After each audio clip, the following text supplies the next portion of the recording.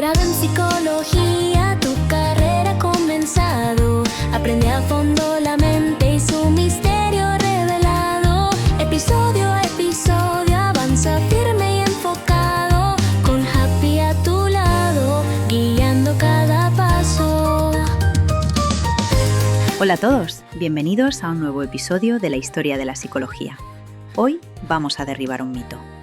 Si pensabais que Wilhelm Wundt era solo el señor serio del laboratorio y las mediciones, preparaos para descubrir su otra cara.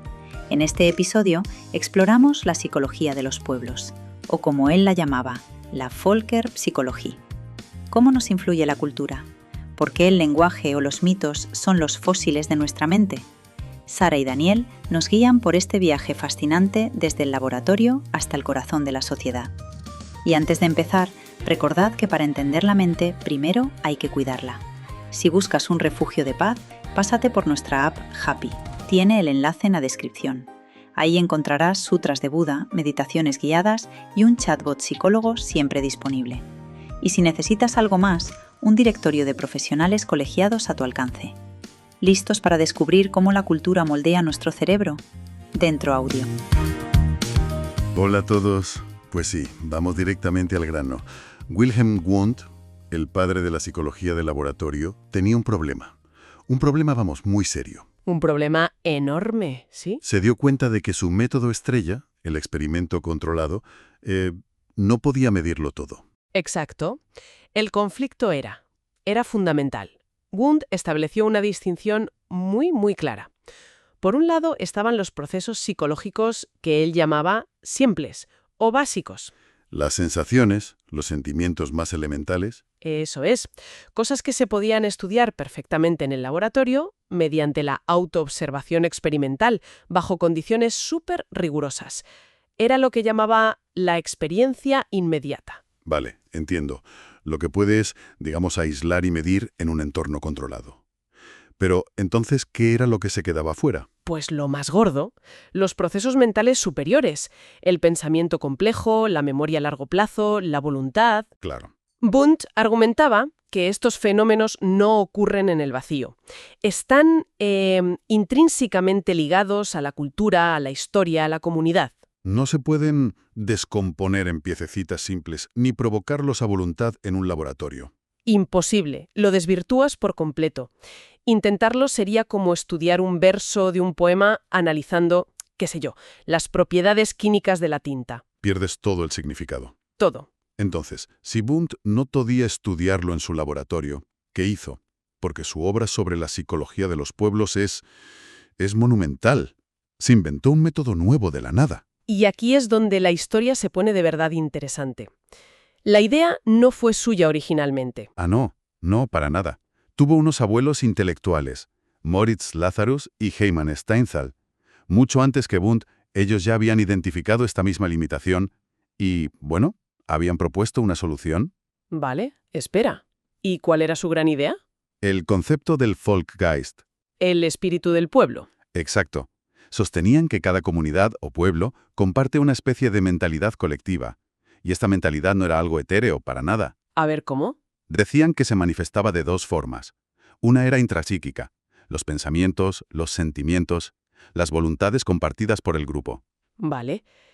Pero eso sigue sonando muy difícil de atrapar, de estudiar. Claro, por eso la clave era la segunda forma, su encarnación material en productos culturales. Espera, ¿productos culturales? ¿Cómo? ¿Como libros, arte? Exactamente. Los mitos, el lenguaje, las costumbres, la religión, el arte. Para Lazarus y Steinthal, estos productos espirituales eran la objetivación de la mente colectiva. Ostras. Eran el archivo fósil de la psicología de un pueblo. Me gusta esa idea, archivo fósil. Es que es eso. Si querías entender los procesos mentales complejos, no tenías que mirar dentro del individuo en un laboratorio, sino fuera, en las creaciones de su cultura a lo largo de la historia. Vale, esto lo cambia todo. No es una idea secundaria de Wundt, es una disciplina entera con su propio origen. ¿Y cómo empezaron a darle forma a este proyecto? Pues no se quedaron solo en la teoría, se pusieron las pilas, fundaron el vehículo para desarrollar esta nueva ciencia. En 1859 publicaron el primer número de la Revista de Psicología de los Pueblos y Ciencia del Lenguaje. Un momento. 1859. Sí, 1859. Pero eso es 20 años antes de que Wundt fundara su famoso laboratorio en Leipzig. Precisamente. Por eso decimos que esta publicación es, en realidad, el verdadero punto de partida sistemático de la Völkerpsychologia. O sea que la psicología cultural ya estaba en marcha mucho antes que la experimental. Mucho antes.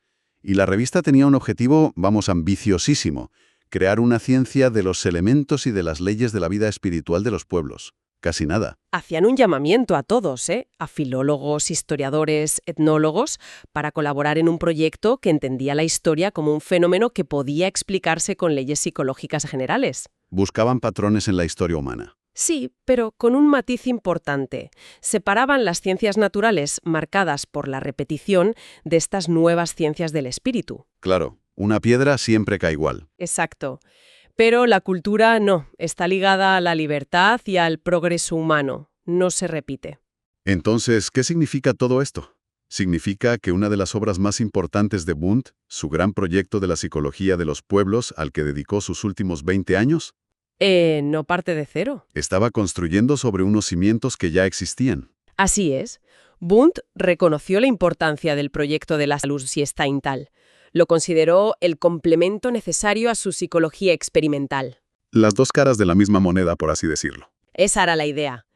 Sin embargo, no se limitó a continuarlo. Y esto es lo crucial. A ver. Lo que Wundt hizo fue coger estas ideas, reinterpretarlas y, en algunos aspectos fundamentales, cambiarlas radicalmente para integrarlas en su propio gran sistema psicológico. Las hizo suyas, vamos. Totalmente. Pero lo que él cambió y por qué lo cambió, bueno, esto ya es otra historia. Así que, para entender de verdad a Wundt, hay que salir del laboratorio.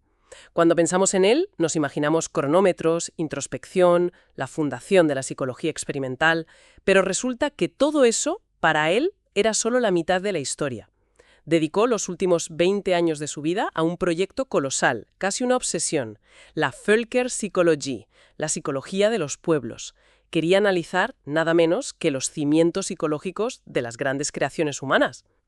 Totalmente. Y es que él veía que su psicología de laboratorio, la experimental, se quedaba corta. Podía medir tiempos de reacción o umbrales de percepción, pero no podía explicar cómo surge un mito, cómo evoluciona una lengua. Para eso, como bien dices, tuvo que salir del laboratorio y mirar la historia y la cultura. Y es clave entender que no partía de cero. Retomó un proyecto que ya existía, el de Moritz Lazarus y Heimann Steinthal. Ah, claro, ellos ya hablaban del Volksgeist, el famoso espíritu del pueblo. Un concepto muy del romanticismo alemán, ¿no? Suena un poco etéreo, casi poético. Exacto, y esa es la clave de la ruptura. Para Lazarus y Steinthal, el Volksgeist era una especie de alma colectiva, una entidad casi mística que se manifestaba en la cultura y que había que interpretar. Un poco como se interpreta un texto, ¿sabes? Se movían en un terreno más cercano a la filología, a la filosofía. Vale. Y Wundt, con su mentalidad de científico, vio eso y pensó, no, esto no me sirve. Él no quería interpretar un espíritu.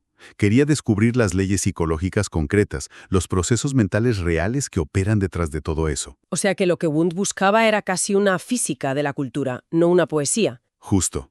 Le interesaba la mecánica, no el misterio. Entiendo. Quería desmontar el motor de la cultura para ver cómo funcionaban los engranajes psicológicos. Pero eso suena increíblemente ambicioso y me atrevería a decir que hasta peligroso para la época, porque si buscas leyes universales para la mente humana a finales del siglo XIX, es muy fácil caer en la trampa del racismo científico, del darwinismo social que estaba tan en boga. ¿Cómo evitó ese escollo? Es una pregunta fundamental, porque precisamente se enfrentó a eso de lleno. El ambiente intelectual de su tiempo, como apuntas, estaba impregnado de hereditarismo, la idea de que las diferencias entre pueblos eran innatas, biológicas, y de que existían jerarquías raciales, con capacidades mentales distintas e insalvables. Era la norma. Claro. Y Wundt se planta frente a todo eso con un concepto que es la piedra angular de todo su proyecto, y que, para su momento, era radicalmente progresista: la unidad psíquica de la humanidad. Unidad psíquica. Explícame eso. La idea es simple pero potentísima. Todos los seres humanos, sin importar su origen, su cultura o el color de su piel, comparten las mismas capacidades mentales fundamentales. Los procesos básicos de percepción, memoria, razonamiento son universales. Las diferencias que vemos, que son obvias y enormes, no son biológicas, sino el producto de la historia, del entorno y, sobre todo, de la cultura acumulada. A ver si lo entiendo. Es como si Wundt dijera que todos salimos de fábrica con el mismo hardware básico, con la misma CPU y la misma RAM. Exacto. Y las diferencias culturales que observamos, desde la lengua hasta el arte, son el software, los distintos sistemas operativos y aplicaciones que cada comunidad ha ido desarrollando. La analogía es perfecta. De hecho, captura la esencia de su argumento. Él sostenía que el potencial es el mismo para todos. Por eso, para él, el objetivo de la Belker Psychologie no era catalogar razas inferiores o superiores, sino todo lo contrario. Era un proyecto universalista para analizar el desarrollo de la mente humana en su conjunto. Entiendo. Las variaciones culturales no eran para él prueba de mentes distintas, sino la prueba de la increíble plasticidad de una mente humana común. Suena muy avanzado para su tiempo, la verdad. Pero, ¿no se le criticó por ello?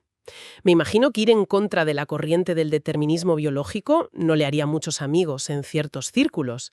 ¿No había el riesgo de que, al buscar esas leyes universales, se le acusara de borrar la riqueza de las diferencias, de caer en otro tipo de universalismo simplista? Sin duda hubo debate, pero la fuerza del argumento de Wundt residía en que no negaba las diferencias. Al contrario, las celebraba como el objeto de estudio principal. No decía, todos somos iguales y punto. Claro. Sino, todos partimos de la misma base, y lo fascinante es entender cómo y por qué hemos creado mundos tan diferentes a partir de ella. Su universalismo no era para borrar diferencias, sino para poder explicarlas sin recurrir a la biología como excusa. Vale, me queda clara la base. La unidad psíquica como el lienzo en blanco, el potencial compartido. Pero esto me lleva a la siguiente pregunta, casi de forma inevitable. Si el hardware es el mismo para todos, ¿de dónde sale esta explosión de software tan complejo? El lenguaje, los mitos, son creaciones colosales. Ninguna persona, por brillante que sea, se sienta un día y decide inventar el castellano, ¿no? Pues ahí es donde entra la segunda gran idea de su teoría, el verdadero motor del cambio cultural, el concepto de síntesis creadora. ¿Síntesis creadora? Es una de sus aportaciones más originales. Wundt argumentaba que cuando las mentes individuales interactúan, el resultado no es simplemente la suma de sus partes. No es A más B igual a AB. Es más que eso. Es A más B igual a C, donde C es algo completamente nuevo, un fenómeno emergente con propiedades que no existían en los individuos por separado. O sea que el todo es más que la suma de las partes. Mucho más. Es cualitativamente diferente. Él llamaba a estos resultados productos espirituales o culturales. Las fuentes que hemos manejado los definen de una forma muy precisa. A ver. Son materializaciones u objetivaciones de la energía y dinámica mental de una colectividad. O sea, no es un alma flotando, es el resultado tangible de la interacción. Espera, eso me hace pensar en una orquesta sinfónica. Tienes a 100 músicos, cada uno es un virtuoso con su instrumento, se sabe su partitura perfectamente. Pero la sinfonía que crean juntos, esa masa de sonido con su estructura, su armonía, eso no existe en el violín solo ni en el oboe solo. Emerge de la interacción. ¿Sería ese un buen ejemplo de síntesis creadora? Es un ejemplo magnífico. La sinfonía es el producto espiritual que trasciende a cada músico. Wundt estaría completamente de acuerdo. O piensa en algo más terrenal, como un equipo de fútbol. Puedes juntar a 11 de los mejores jugadores del mundo, pero eso no te garantiza un buen equipo. Para nada. Lo que crea un juego fluido, eficaz y a veces hasta bello es la síntesis que surge de su interacción. La estrategia compartida, la anticipación, esa química del equipo es la síntesis creadora. Entendido. Es un concepto muy potente porque explica la emergencia de la complejidad. Exactamente. Y para Wundt, el ejemplo supremo, el Everest de la síntesis creadora, era el lenguaje. Nadie lo inventó. ¿No? Ningún comité se reunió para diseñar las reglas gramaticales del sánscrito. Es un producto colectivo que ha evolucionado orgánicamente durante milenios. Es una herramienta creada por la mente colectiva que, y esto es lo fascinante, a su vez moldea el pensamiento de cada individuo. Es un ciclo de retroalimentación. Y él aplicaba esta idea a otros productos culturales, ¿verdad? Sí, lo veía como un sistema interconectado. En su gran obra, la Völker Psychologia, que son 10 volúmenes, traza cómo estos productos se relacionan con las facultades psicológicas básicas. Según las fuentes, él vinculaba el lenguaje principalmente con el pensamiento, los mitos con el ámbito de los sentimientos, nuestras emociones colectivas, y las costumbres y el derecho con el ejercicio de la voluntad social. Pensamiento, sentimiento y voluntad, materializados a escala histórica. Eso es. Entonces, si unimos las dos piezas, el cuadro que pinta Wundt es realmente completo. Por un lado, una base psicológica universal, esa unidad psíquica, y por otro, un mecanismo, la síntesis creadora, que explica cómo de esa base común emerge toda la diversidad cultural. Es un intento monumental de conectar la psicología del individuo con la gran narrativa de la historia. Es exactamente eso, un puente entre el microcosmos de la mente individual que estudiaba en su laboratorio y el macrocosmos de la civilización humana. Quería crear una psicología que pudiera dialogar con la historia, con la antropología.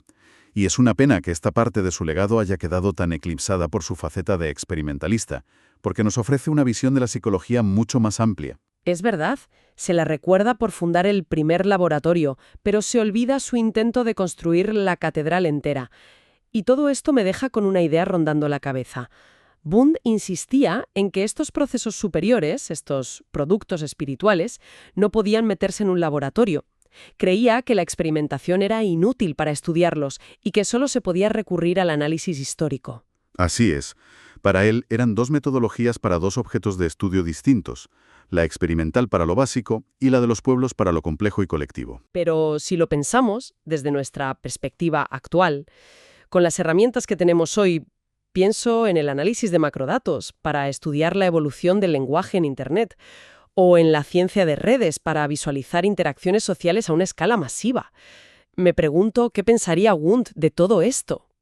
Es una pregunta fascinante y nos deja con una reflexión final muy potente. ¿No estaremos, por fin, casi sin darnos cuenta, desarrollando las herramientas experimentales para estudiar la síntesis creadora de una forma que Wundt jamás habría imaginado? Claro. Él estudiaba el pasado para inferir los procesos. Nosotros hoy podemos verlos en directo. ¿Qué pensaría si viera que hoy intentamos analizar ese Volksgeist, ese espíritu del pueblo, a través de las huellas digitales que dejamos en las redes sociales? ¿Estamos profanando su método o, por el contrario, cumpliendo su sueño de encontrar las leyes de la mente colectiva con una precisión que para él era ciencia ficción? A ver, si pensamos en Wilhelm Wundt, casi todo el mundo se imagina su famoso laboratorio en Leipzig. El primero de la historia, ¿sí? Exacto. Y allí se centraba en procesos, digamos, muy básicos, cosas que podía medir con un cronómetro. Sensaciones, afectos simples. Tiempos de reacción, ese tipo de cosas. Eso es. Pero claro, con esos métodos experimentales no podía analizar fenómenos enormes, complejos, como la cultura o la moral. Imposible meter eso en un laboratorio. Entonces, la pregunta es obvia, ¿no? ¿Qué hacía? ¿Qué objeto de estudio usaba para entender la mente superior? ¿Qué miraba? Pues miraba lo que él llamaba los productos espirituales. Espera, para un momento. ¿Productos espirituales? Sí, ya sé que suena... Suena muy poco científico, ¿no? Viniendo del padre de la psicología experimental. Totalmente. Suena etéreo, casi místico, pero es que esa es la clave de la segunda mitad de su gran proyecto, la que casi siempre se olvida, la Volcker psicología. La psicología de los pueblos. Exactamente. Vale, pero aclaremos eso de productos espirituales. Hablamos de religión, de arte. ¿A qué se refería? A todo eso y a mucho más. Para Wundt, a ver, si no puedes meter el pensamiento colectivo en un tubo de ensayo, pues tienes que ser más astuto. Tienes que buscar las pruebas en otro sitio. Eso es. Tienes que analizar sus huellas, sus materializaciones en el mundo real. Piensa en ello como si fueras una paleontóloga de la mente. Me gusta la analogía. No puedes ver al dinosaurio, pero puedes estudiar sus fósiles, pues los productos espirituales son los fósiles de la psique colectiva. O sea, las creaciones culturales. Las cosas que una comunidad entera construye durante siglos y que actúan como un registro tangible de su pensamiento, de sus emociones, de su voluntad. Precisamente. Y él, de forma muy sistemática, se centró en tres que consideraba fundamentales: el lenguaje, los mitos y las costumbres. Y esa es nuestra misión hoy, ¿no? Desglosar estos tres pilares para entender cómo Wundt se propuso estudiar lo que parecía, en principio, inexperimentable. ¿Y por qué esta parte de su obra es tan crucial y a la vez tan desconocida? De acuerdo, pues vamos a desgranarlo porque aquí hay una tensión fascinante. Por un lado, tenemos al Wundt que todos conocemos. El de la bata blanca en Leipzig. El pionero en estudiar de forma controlada y medible los procesos más elementales. La percepción de un color, el tiempo de reacción a un sonido. Pero el propio Wundt, y esto es lo interesante, era plenamente consciente de que ese método tenía un límite infranqueable. Sabía que no le servía para todo. Sabía que los procesos mentales superiores, el pensamiento abstracto, la creación de valores, la conciencia social, no se podían descomponer y estudiar en un individuo aislado en una sala. Claro, no puedes replicar la génesis de una norma moral en un laboratorio. Es que es metodológicamente imposible. Es un dilema increíble. Creas el método que funda una nueva ciencia, pero al mismo tiempo reconoces que tu propio método solo puede explorar, digamos, la planta baja del edificio de la mente. Exacto. ¿Cómo subes a los pisos superiores sin traicionar el rigor científico? Su solución fue proponer una segunda psicología, que era completamente complementaria, y para él, igual de necesaria. ¿La psicología de los pueblos? Ahí es donde entra. Y aquí introduce un método distinto. Y esto es crucial. Como no podía experimentar, propuso el método histórico comparativo. Pero, a ver, ¿no es un salto metodológico enorme? ¿Pasar de medir milisegundos a interpretar mitos de hace 1000 años? Sí, lo es. ¿Cómo defendía Wundt que eso seguía siendo ciencia y no, qué sé yo, crítica literaria o antropología? Es una pregunta excelente, y es la crítica que siempre se le hizo. Pero su defensa era sólida. Para él, el método histórico comparativo era riguroso a su manera. ¿En qué sentido? No buscaba replicar un fenómeno, sino identificar patrones, leyes universales del desarrollo del espíritu humano. Si no puedes experimentar en el espacio controlado del laboratorio, pues viajas en el tiempo y el espacio a través de la historia y la etnografía. Es decir, comparas cómo han evolucionado estos productos en diferentes culturas a lo largo de la historia. Justo. Buscas las similitudes en las estructuras de los mitos de pueblos que nunca estuvieron en contacto, o los patrones en la evolución de las gramáticas en distintas lenguas. Entiendo. Es una forma de aplicar un rigor científico a la historia de la cultura, pero con una lente psicológica. Exacto. Wundt no abandonó la ciencia, simplemente cambió de herramienta. En lugar del cronómetro, usó la filología, la historia, la etnología. Es curioso porque en la carrera de psicología apenas te hablan de esta parte de Wundt. Te lo venden como el señor del laboratorio y punto. Totalmente. Descubrir sus 10 volúmenes sobre la Psicología es como descubrir que tu contable tiene una doble vida como poeta épico. Me encanta esa analogía. Bien, entremos en el primer fósil, el que Wundt considera el producto cultural supremo, el lenguaje. ¿Por qué esa preeminencia? Porque para Wundt el lenguaje es, literalmente, el vehículo del pensamiento. Y esto es mucho más radical de lo que suena. No es solo ponerle etiquetas a las cosas. No, para nada. Él se adelanta a ideas del siglo XX al sugerir que la propia gramática, la forma en que conectamos un sujeto con un verbo y un objeto, moldea la lógica de nuestro pensamiento. O sea, que es casi como si cada idioma fuera un sistema operativo diferente para la mente. Esa es la idea. Vale, esto es clave. No es que yo piense, veo una manzana roja y luego busco las palabras. Es que la propia estructura, sujeto, verbo, adjetivo de mi idioma me empuja a percibir y organizar el mundo de esa manera. Precisamente.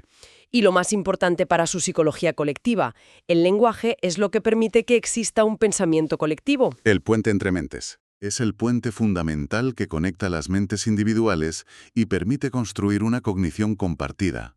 Sin lenguaje, cada mente sería una isla impenetrable. Lo saca de la cabeza de uno y lo pone en un espacio común. Lo objetiva, esa es la palabra. Lo pone en un espacio donde otros pueden acceder a él, modificarlo, construir sobre él. ¿Y tienes algún ejemplo concreto? Si Wundt analizara 2 idiomas, ¿qué tipo de cosas miraría para entender la psique de sus hablantes? Pues, por ejemplo, podría comparar un idioma como el español, que tiene una distinción muy marcada entre ser y estar. Algo que vuelve locos a los angloparlantes. Claro, lo compara con el inglés, que solo tiene to be.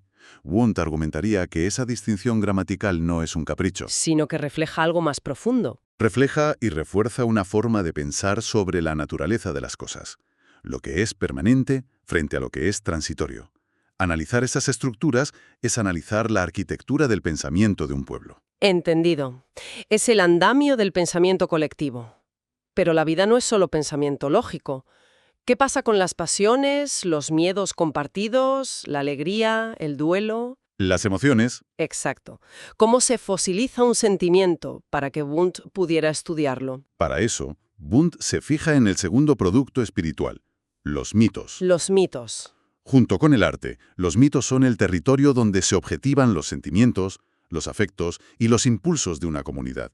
Y ojo aquí, para Wundt, un mito no es una simple fábula. No es una explicación precientífica y errónea del mundo. Para nada. Es mucho más. Es una ventana al mundo afectivo de una cultura. Es la forma en que un pueblo expresa su visión del mundo, sus angustias, su vida emocional compartida. Es como hacerle un psicoanálisis a su inconsciente colectivo, por usar una analogía posterior que a Wundt seguro que no le gustaría nada. Ya, me imagino. Pero lo fascinante es que Wundt veía los mitos como la revelación de la mentalidad colectiva originaria. Son la manifestación de cómo un pueblo siente el mundo, no solo de cómo lo piensa. Muestran cómo se percibe la realidad desde lo afectivo. Por eso le interesaban tanto las cosmogonías, los mitos de la creación. Claro. Si analizáramos, por ejemplo, el mito de Prometeo, a Wundt no le interesaría tanto la historia del titán que roba el fuego, No la anécdota. sino lo que ese mito revela sobre el sentimiento griego hacia la innovación, el castigo, el desafío a la autoridad. Sería como una expresión de una ansiedad cultural ante el progreso. Exactamente. Y aplicando su método, lo compararía con un mito de creación de una cultura polinesia, donde el mundo quizás no nace de un conflicto violento. Sino de una unión armoniosa entre el cielo y la tierra. Y para Wundt, esos son datos psicológicos. Son las huellas de dos vidas afectivas colectivas muy diferentes. Una marcada por el conflicto y la transgresión y otra por la armonía y la conexión. Y supongo que hoy en día él buscaría nuestros mitos en otros sitios. Quizás analizaría las narrativas del cine de superhéroes, Sin ninguna duda. el bien contra el mal, el sacrificio del individuo, el miedo a la tecnología descontrolada. Vería todo eso como la objetivación de nuestras ansiedades y esperanzas actuales. Totalmente. Para él, un blockbuster de Marvel sería un documento psicológico de primer orden. Un producto espiritual de nuestra era, tan revelador como la Ilíada lo fue para la suya. Vale, entonces tenemos el pensamiento objetivado en el lenguaje y los sentimientos en los mitos. Nos queda el tercer gran pilar de la psique. La voluntad, el querer, el decidir, el actuar. La acción. ¿Cómo se materializa la voluntad de todo un grupo? No puedes leerle la mente a una sociedad. No, pero puedes observar cómo se organiza. Y ahí es donde entra el tercer producto espiritual, las costumbres. Las costumbres. Para Wundt, este es un concepto muy amplio. Incluye las leyes, las normas sociales, las instituciones, los rituales. Todo el andamiaje que organiza la vida en común. O sea, las costumbres son la prueba de cómo una sociedad ejerce su voluntad para estructurarse, para poner reglas y dirigir sus acciones hacia fines comunes. Exacto. Si quieres saber qué valora un pueblo y cómo actúa para conseguirlo, no escuches solo a sus filósofos, mira sus leyes. Y sus costumbres. Son la voluntad colectiva hecha carne, hecha institución.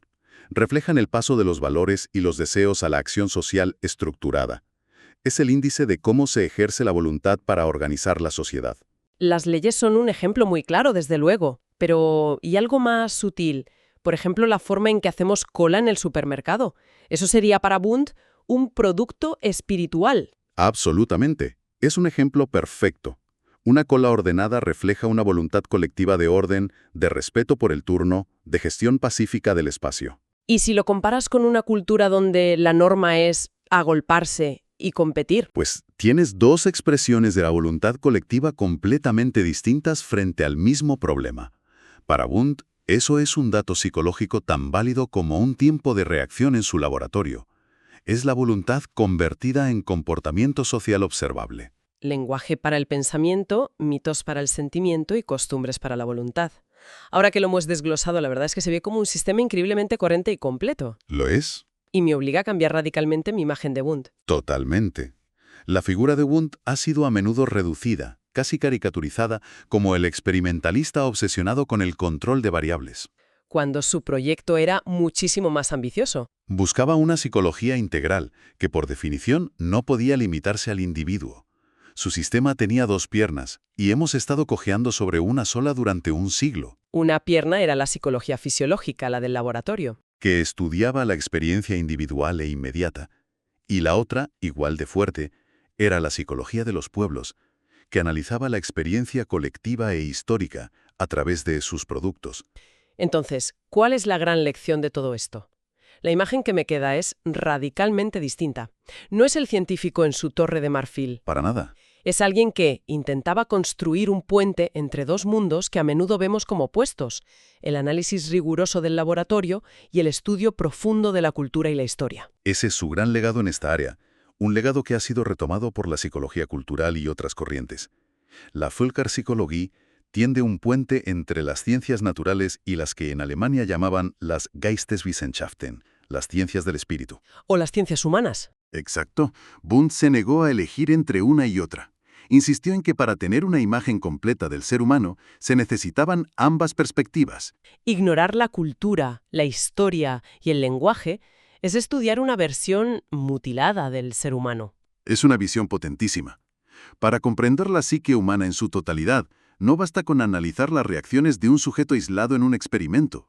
Es insuficiente mirar solo los procesos neurofisiológicos. Es absolutamente crucial estudiar lo que los seres humanos crean juntos, lo que construyen colectivamente a lo largo de la historia. Y eso es más relevante hoy que nunca. En una era donde a veces la psicología parece reducirse a la neurociencia o a modelos computacionales, el recordatorio de Wundt es vital. Que no podemos olvidar que somos seres fundamentalmente culturales e históricos. Que nuestros cerebros y nuestras mentes están moldeados por los productos espirituales que hemos heredado y que seguimos creando. Y esto me deja pensando en algo. Ya para terminar, Wundt identificó el lenguaje, los mitos y las costumbres como los productos clave de su época para entender la mente colectiva. Sí, los de su momento. Si aplicáramos su método histórico comparativo hoy, en pleno siglo XXI, ¿cuáles serían los productos espirituales dominantes que definen nuestro Volkgeist global? Es una pregunta fascinante para terminar. ¿Serían los algoritmos de las redes sociales que objetivan una nueva forma de pensamiento colectivo y de relación? ¿Podría ser? ¿O las narrativas del cine de superhéroes? ¿Las series? ¿Nuestros mitos modernos? Encarnan los afectos globales, sí. O quizá, fíjate, los códigos de programación de código abierto. ¿Como la materialización de una nueva voluntad colectiva para construir mundos digitales? ¿Qué revelaría el análisis de estos nuevos fósiles sobre el pensamiento, las emociones y la voluntad de nuestra era? Entonces, a ver, si la obra de Wundt era tan titánica, especialmente esos 10 volúmenes de la Völkerpsychologie, la psicología de los pueblos, ¿cómo es posible que casi desapareciera de la historia? O sea, ¿por qué la imagen que nos ha quedado es solo la del científico en su laboratorio de Leipzig? Es que esa es la pregunta clave, porque la respuesta revela cómo se construye y a veces se deconstruye la historia de una disciplina. La respuesta está, en gran medida en sus discípulos, sobre todo en los estadounidenses. Ah, figuras como Edward Titchener, por ejemplo. Él vuelve a Estados Unidos con una misión clarísima: fundar la psicología como una ciencia dura. Claro, una ciencia respetable, a la altura de la fisiología o la física. Necesitaban una buena carta de presentación. Exactamente. Querían que se les tomara el serio en las universidades. Y me imagino que la Völkerpsychologie no encajaba demasiado en esa imagen, ¿no? Para nada. Se llevaron el laboratorio, los métodos experimentales, los aparatos de medición. Todo lo que parecía rigurosamente científico. Lo que se podía medir. Como bien dice el texto, Titchener ignoró por completo a ese segundo Wundt. El Wundt más humanista, por así decirlo. Eso es, la psicología de los pueblos, que se parece más a la antropología o a la historia, no les servía para ese propósito. Era demasiado compleja, demasiado etérea. No se podía cuantificar fácilmente. Así que simplemente ¿La cortaron? la cortaron. Importaron la parte que les convenía y dejaron atrás la otra mitad del proyecto. Una mitad que, para el propio Wundt, era igual o incluso más importante. Aquí es donde se pone de verdad interesante. Porque una idea tan potente, la idea de que la mente y la cultura están unidas, eso no puede simplemente desvanecerse. Alguien tuvo que recoger ese testigo, y así fue. La idea no murió para nada. Lo que pasa es que encontró un terreno mucho más fértil en otro lugar completamente distinto. Ajá, sí. Sí, en Rusia, con la figura de Lev Vygotsky. Vaya, la conexión rusa. ¿Y cómo se unen estas dos corrientes? Porque a primera vista no parecen tener mucho que ver. El puente es conceptual, no es un contacto directo. Las fuentes señalan que la escuela sociohistórica de Vygotsky, igual que la Völkerpsychologie, se inspira en la filosofía alemana, en Hegel. Ah, claro. La idea de la importancia de la cultura en la historia. Exacto. Vygotsky planteó que las funciones mentales superiores, el pensamiento abstracto, la atención voluntaria, la conciencia de uno mismo, no son un simple producto biológico del cerebro. No vienen de fábrica, digamos. Eso es. Se construyen a través de la interacción social y sobre todo a través de las herramientas culturales. Y la herramienta por excelencia es el lenguaje. Un momento, a ver si lo entiendo. Vygotsky, sin saberlo, estaba completando el proyecto de Wundt que los americanos habían abandonado. En cierto modo, sí. Es una forma muy buena de verlo. Los procesos complejos no pueden estudiarse en el laboratorio. Hay que analizar sus productos culturales, como los mitos, las costumbres, el lenguaje. Vale. Y Vygotsky lo que ofreció fue el mecanismo. Explicó cómo esa cultura se mete en la mente del individuo durante su desarrollo y la transforma por completo. Fascinante. Y lo más fascinante es que la psicología cultural actual, la de figuras como Michael Cole o Jerome Brunner, bebe directamente de esta corriente vygotskiana, no de la que importó Titchener. O sea que la intuición fundamental de Wundt. Que la mente necesita a la cultura para completarse. Acabó siendo validada décadas después. La historia dio un rodeo enorme, pero al final le dio la razón. Totalmente. ¿Le dio la razón? De acuerdo, vamos a recapitular esto. Después de este análisis, si tuviéramos que resumir el auténtico y completo proyecto de Wundt en, 30 segundos para que quede meridianamente claro, ¿cuál sería? Pues mira, el proyecto de Wundt se sostenía sobre dos pilares. Dos pilares inseparables. Como dos caras de una misma moneda. Exacto. Por un lado, una psicología individual y experimental, la del laboratorio, que estudiaba los procesos más básicos de la conciencia, la experiencia inmediata. Las sensaciones, los tiempos de reacción. Eso es. Y por otro, una psicología de los pueblos, o Völkerpsychologie, una ciencia del espíritu que estudiaba los procesos mentales superiores a través del análisis histórico y cultural de sus productos, el lenguaje, los mitos. Vale. Para Wundt, una no podía existir sin la otra. Entender solo una de las dos partes es tener una visión incompleta y, la verdad, muy distorsionada de lo que él intentaba construir. ¡Qué viaje!, ¿verdad? Al final, Wundt fue un visionario que entendió, hace más de un siglo, que no somos islas, que nuestra mente individual no existe sin la cultura que la envuelve. Quedaos con ese concepto de síntesis creadora, porque explica muy bien cómo, juntos, creamos algo nuevo que nos transforma a todos. Y ahora queremos saber vuestra opinión. Si Wundt viviera hoy, ¿qué fenómeno cultural creéis que estudiaría para entendernos? ¿El impacto de las redes sociales? ¿Nuestra obsesión por la inmediatez? Dejadnos vuestra teoría en los comentarios o mandadnos un audio de WhatsApp. Tenéis el número aquí abajo en la descripción. Contadnos qué os ha parecido, sugerid temas o simplemente saludad. Este podcast lo hacemos entre todos. Ya sabéis, para cultivar vuestro bienestar, la app de Happy, y para seguir aprendiendo, nos escuchamos en el próximo episodio, donde conoceremos a los grandes rivales de Wundt. La historia de la psicología